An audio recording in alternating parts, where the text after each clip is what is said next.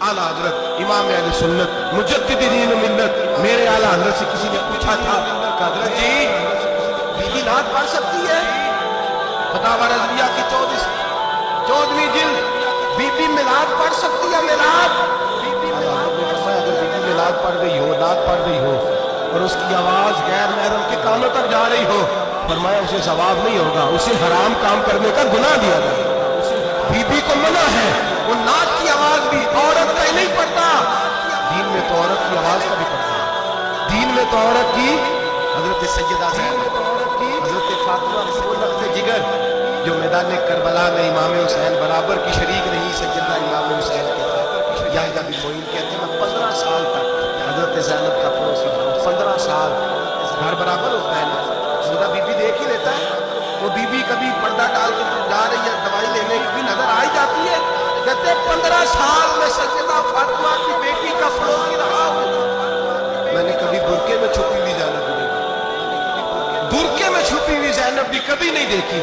हजरत अब्दुल्ला बिन जाफर तैयार जनाब अली मुर्तज़ा के भाई थे, उनके बेटे के साथ उनका निकाह हुआ था, दिमाग में हजरत अब्दुल्ला कहने लगे ज़ैनब चल तुझे हकीम के पास ले जाओ, तबीब के पास ले जाओ।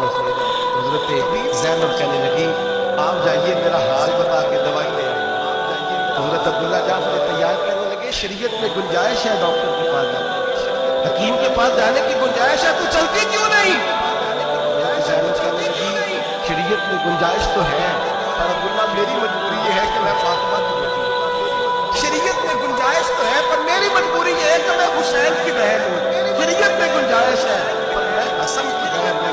शरीयत में बड़ी गुंजाइश है पर लोग मुझे मोहम्मद अरबी का नवासी कहते हैं।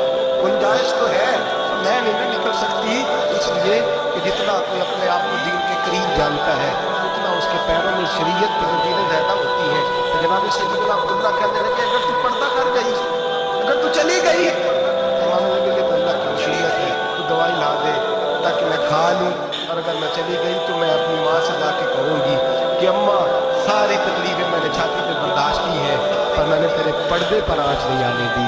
मेरे भाई ये उसवा नूर है, ये उसवा हसना है, ये हमें सिखाया जा रहा है।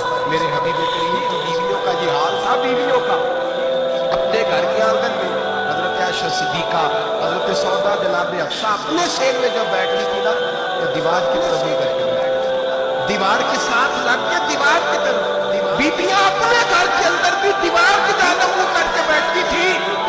लोग पूछती, बीबियां पूछती कि अपने घर में भी दीवार को मुंह करने का मतलब, कहती हो सकता है कि छत पे चढ़े अचानक नजर पड़े तो हम चाहती हैं फिर भी हमारा चेहरा नजर ना आए उसे, फिर भी हमारा चेहरा नजर, हम अपने घर के अंदर भी पाबंद रहती हैं कि हमारे चेहरे नजर ना आए।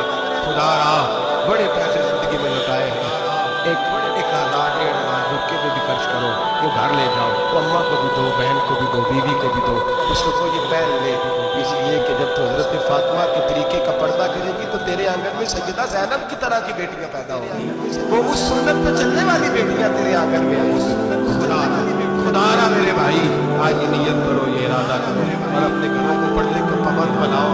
अगर एक बेटी पर्दादार हो गई तो कई खानदान पर्दादार हो गए, अगर एक बेटी पर्दादार हो गई तो कई घराने संवरेंगे, कई जगह पे नूर फैलेगा।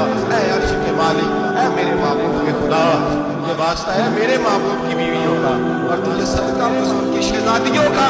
ऐ अल्लाह इतना करम बरसा, इतनी रहमत बरसा कि तेरे वतन की बेटियां और मेरे वतन की माएँ बहनें बच्चियां ये समझ जाए कि हमारी निजात सिर्फ हजरत फातिमा के बुरके में है, हजरत आयशा के पर्दे में है, सैयदा खदीजतुल कुबरा के हिजाब में है। अल्लाह करे ये समझ जाए और ये जब भी सजदा करे तुझसे हयाज मांगे, ये तुझसे जब भी सजदा करे कि तुझसे अपने लिए चादर तकहीर और पर्दा तनवीर मांगे।